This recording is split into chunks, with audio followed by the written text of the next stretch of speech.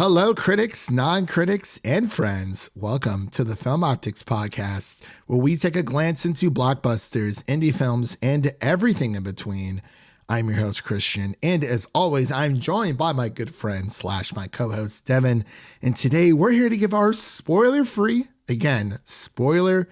thoughts on Scream VI, aka Scream 6. I accidentally almost put in IV, and I'm like, no, that's 15. That's a lot of Scream movies. We need to get rid of Roman numerals as a society. I don't know. I like them, but at the same time, I don't, because clearly, with it being Scream, it fits here for Scream 6. But for the review, I'm probably just going to put, in the actual title, just Scream 6. But then again, I don't know. It's like SEO searches and optimizations. It gets really weird. But yes, we're talking about Scream 6 today. This is our spoiler-free review. We will not be covering spoilers at any given moment during this review or in the future, because we want this podcast episode to be evergreen for people who can listen to it down the road and not be spoiled by this movie if they haven't seen it. So before we begin today's episode, you can listen to our podcast on podcast platforms around the internet. That includes Apple Podcasts, Spotify, Google Podcasts, and more. And if you are a new or seasoned listener to the show, we would love to hear from you guys. Follow us on Instagram and follow us on Twitter at FilmOptix. That is Optix with an X, or you can email us at filmoptix@gmail.com for any movie-related questions. So, Devin, are you ready just to dive into this review? Or first off, how's your day been? Your day's been good? A nice Taco Tuesday for you? I kind of want tacos now. It's a good idea. Might make some after this. Yeah, we have to probably go down to the bodega in New York City. I know this nice little place, and hopefully we won't get stabbed along the way. But do you want to play a game? Yeah. What's your favorite scary movie, Devin? The Babadook. The Babadook. Was it Babadook or Babadook? Babadook? Yeah, that's what it was from Scream 2022. I actually haven't seen that movie. Have you? I have, yeah. It is pretty good. Definitely elevated. Oh, okay. I know that phrase is very controversial. I was going to say we're back to the elevated horror thing. But I mean, truth be told, I feel like there is a difference between elevated horror. Not saying that it's better. It really just depends on what you like, because there is more nuance and, you can dig a little bit deeper into the movie's meaning. But yeah, hopefully this movie doesn't spark that conversation again, especially on Twitter. It has been super, super crazy. But without further ado, we'll be right back after this introduction to Scream 6. We're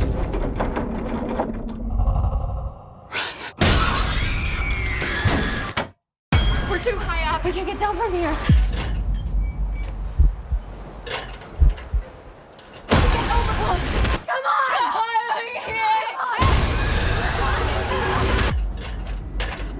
You're almost here. Behind you! This isn't like any other Ghostface. What is this place? It's a shrine. Guys? We've got to lure him in. We execute him. Come on, mother! Scream. And we are back with our Scream 6 review. So the way that this is going to go down, we're going to give our spoiler-free thoughts. We're not going to get into spoilers here. We're going to talk about the movie without talking about the movie. And then we're going to mix it up. We're going to give our Scream rankings, because I want to know what Devin's Scream rankings are. We haven't really talked about it. He doesn't have a letterbox, so I can't check on, a random Tuesday. Then we're going to get into our final thoughts and our ratings, and then we'll get into our coming up next segment, and then we're going to be closing out here. But to introduce the cast of Scream 6, this is directed by two people.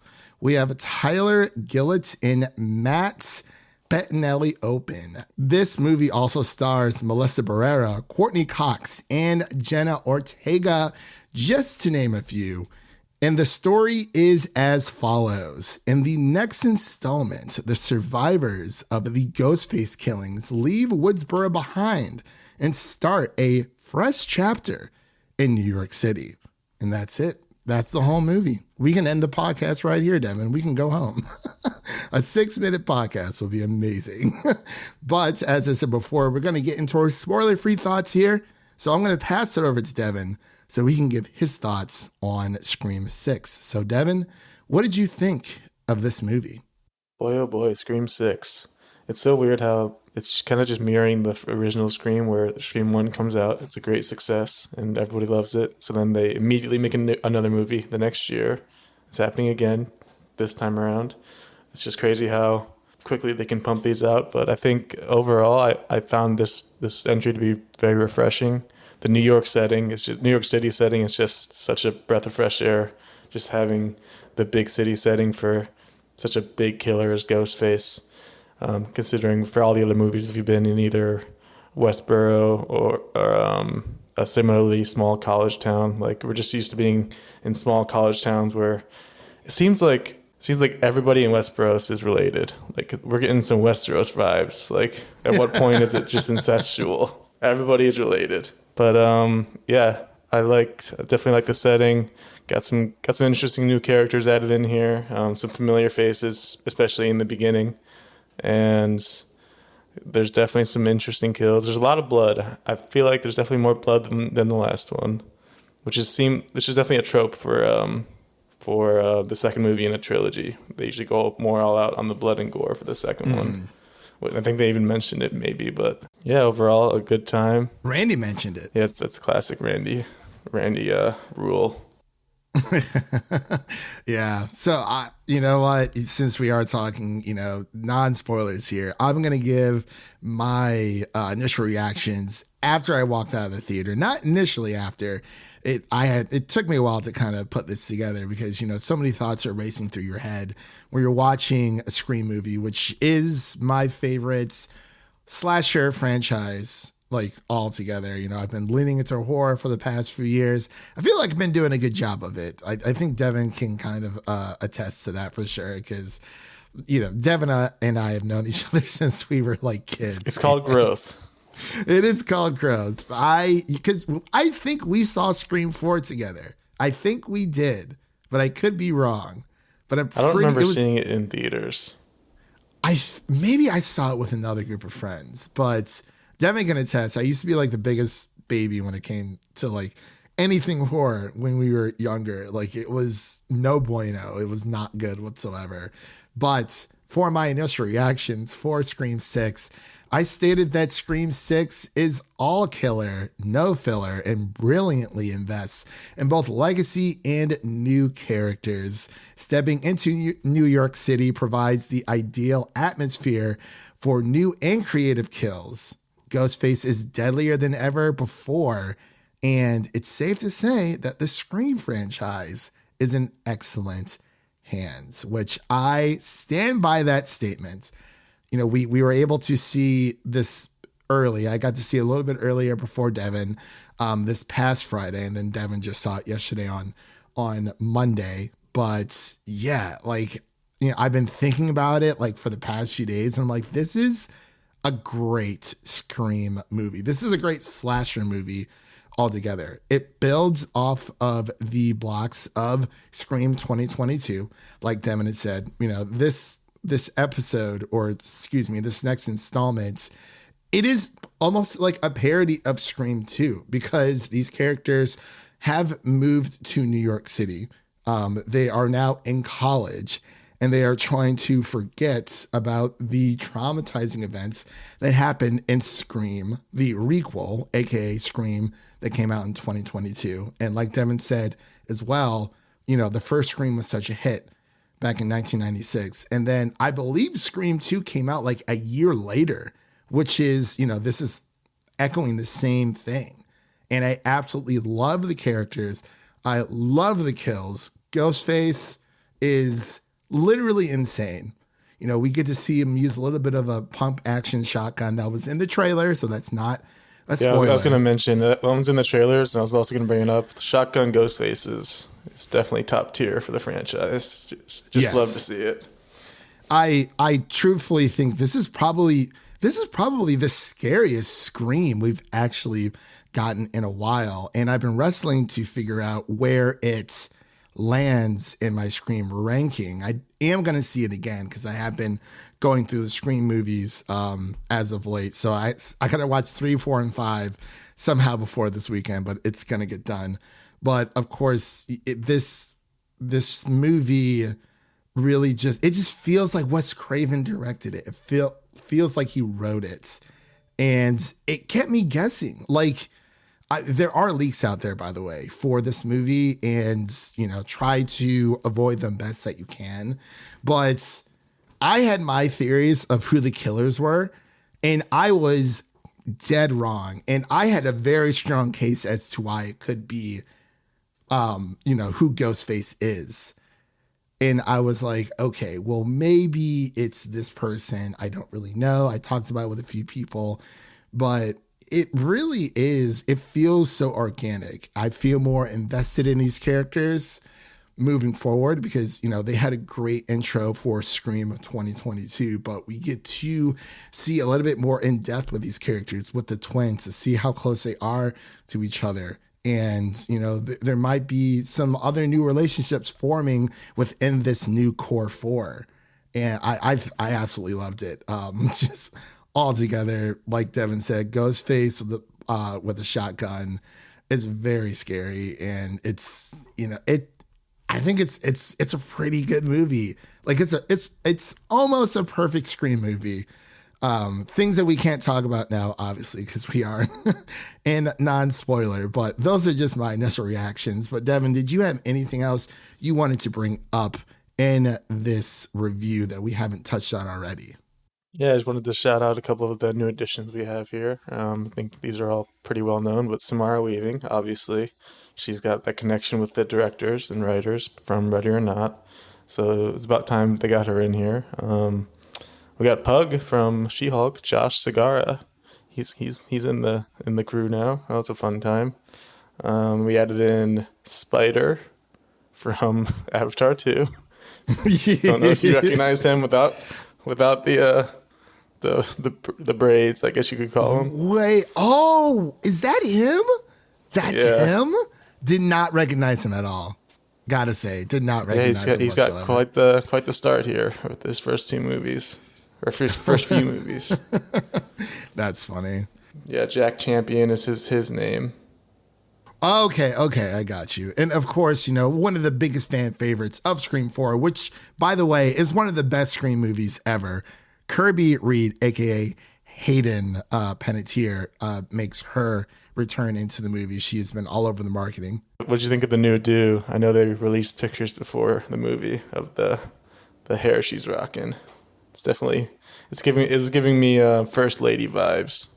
Yeah, it really was. I mean, she looks good. Like, she looks really good. I loved her character in this movie. She's been easily, a fan favorite. It's apparently her first acting role in 5 years. She's been gone a while. Yeah.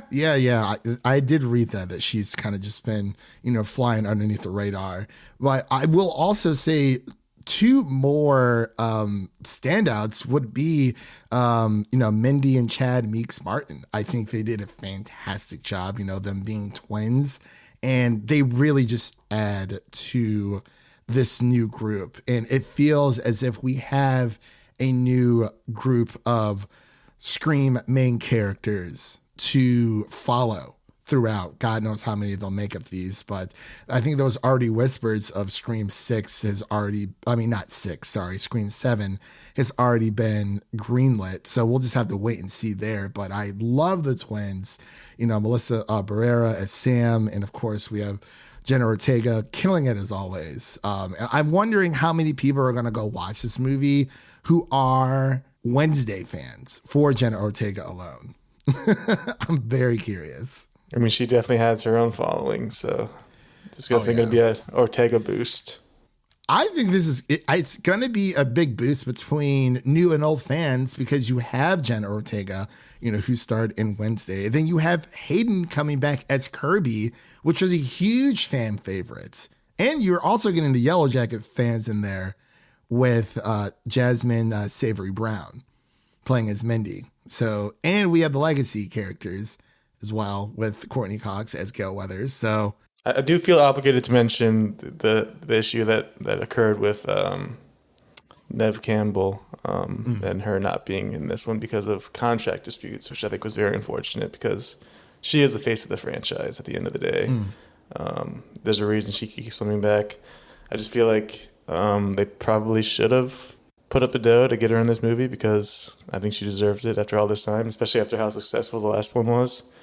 I forgot who it was, but somebody mentioned it's like Tom Cruise didn't take a pay cut to do a new Maverick movie. Like, why should she have to take a pay cut to do this movie?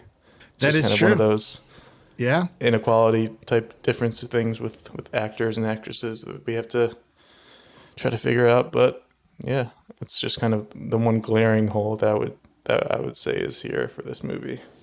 Would you say that something feels like it is missing because this is the first Scream movie we have without Neve Campbell? Would you say that, she could have fit well?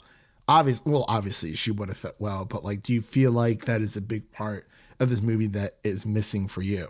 Yeah, I'd say it is. And it just kind of gets muddied by the fact that it was because of a contract dispute. Like, that just kind of makes it feel worse. Right.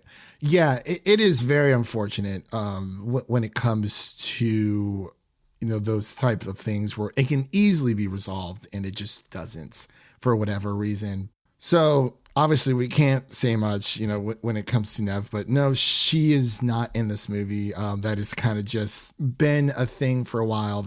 I don't really consider that a spoiler altogether. She's not in the marketing whatsoever. But I will say they did a bang up job with her not being there. Not saying that she would have, weighed down anything because she is the face of the franchise. But this movie is taking the franchise into a different direction.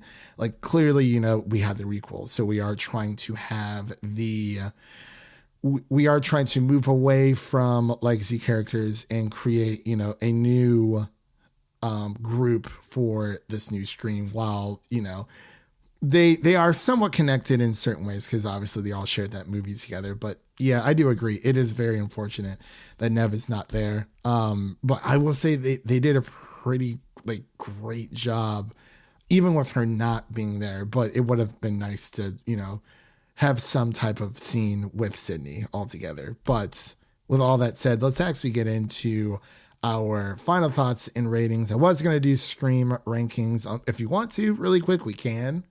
I'm not sure what your ranking is. Actually, no, I do want to know your Scream ranking. So, and it doesn't have to include 6, but how would you rank the franchise so far between your favorite to your least favorite Scream? Yeah, I think I haven't watched 2 or 3 in a long time. I did rewatch 4 and 5 before going to see 6, so those are definitely fresh in my mind. And based on that, I'd have to go 1, 4, 5, 6, and then 2 or 3 just kind of hanging out at the bottom. Right. Yeah. And like we had said, since this does echo or more of a parody of Scream 2, it is bigger, it is bloodier and whatnot. For me, and it's been a while since I've done this, but I think the last time that I did my Scream ranking was last year. And let me see if I can bring that up. So mine actually follows Devin's in a way when it comes to the Scream movies. Scream 1 is number 1 on my list. Scream 4 is number 2. I'm wrestling of where to put Scream 6. I need to figure out if it's 3rd or 4th. Actually, forget that. It's number 3 because I enjoyed Scream 2022, but I enjoyed this a little bit more. So it would be Scream 1, Scream 4, 6, then Scream 2022, then Scream 2, and then Scream 3. I feel like 3 is on the bottom of a lot of people's lists, but kudos to them only having one killer for that one. So for being a visionary or whatnot. But yeah, that would be my Scream ranking. So pretty much almost the same as Devin's altogether, but definitely go watch this movie in theaters. This is why you go to the movies. It is a lot of fun, especially if you're a horror fan. And I think people are just going to enjoy it altogether. And I hope we get more. So before we close out really quick, Devin, let's get into our final thoughts and our ratings here. Then we'll close out. So Devin, what are your final thoughts and ratings on Scream 6? So final thoughts, like we've been saying, it's tough to say really anything because there's just so much that can be spoiled, and don't want to ruin the experience for anyone. So hopefully we've done a good job of evading this minefield. But I would say, as far as final thoughts and ratings, definitely enjoyable overall. Like I said before, I love the new setting. Definitely very refreshing. Definitely better than when they did Jason in Manhattan. That one didn't work as well. I don't know if you've ever seen clips of that, but I've seen clips. Yeah, he's basically just on a ship, and they're like, "Oh, it's New York." I'd say this was a great job of bringing things to New York City, making things bigger and bloodier. I'd say as far as rating goes, there's some things that didn't really work out for me, that it kind of harshed things a little bit, kind of brought the score down a little bit. I'm sitting at around like a 68 right now, somewhere around there. Devin, it's 68. I mean, it's not a bad score. I didn't expect you to go that low. I'm just saying. It could have been higher, but there's some things that transpired that... Well, for me, I'm giving this I'm giving this an 85 out of 100 because I loved it. I absolutely loved it. Obviously, there are things that did not work for me as well. Hence why I've knocked it down to an 85, but this was a really good Scream movie, in my opinion. But of course, we're not here to talk about our spoiler thoughts. And with all that said, that is a wrap on today's episode. And if you like what you heard on today's episode, please subscribe to our podcast on your favorite podcast platform of choice, and make sure to follow us on Twitter and Instagram at Film Optix. That is Optix with an X. And as always, we always ask people to share an episode of our podcast with a friend, whether it be your mother, your brother, or your significant other. Make sure to share an episode of the Film Optix podcast with a movie lover in need. And really quick, let's take a sneak peek at what's coming up next on the show. So on deck, we have our The Last of Us finale episode that will be dropping late next week as the time begins to change. The Oscar winners will be announced by that time as well. So definitely keep a lookout for our The Last of Us finale episode. We're also going to be covering things such as Shazam 2 and the movie 65 and John Wick 4. It is a crazy month for movies in March. It is literal March Madness alongside some amazing TV shows. We might throw in some Ted Lasso in there for you guys as well. But really quick, what is out now for you to listen to? You can listen to our The Last of Us episodes 1 through 8 reviews. That is up on our podcast for people to go listen to, as well as our Ant-Man 3 review, Quantumania, which was fun, kind of, sort of. But definitely listen to our review over there. And of course, we got to mention our Cocaine Bear review that everyone can go listen to as well. So with all that said, thank you all for listening. And remember, if you enjoy the show, leave us a 5-star rating and review on Apple Podcasts and Spotify, and follow us on Twitter and Instagram to stay in the know. My name is Christian, and that was Devin signing off, and we'll see you guys in New York City. Peace.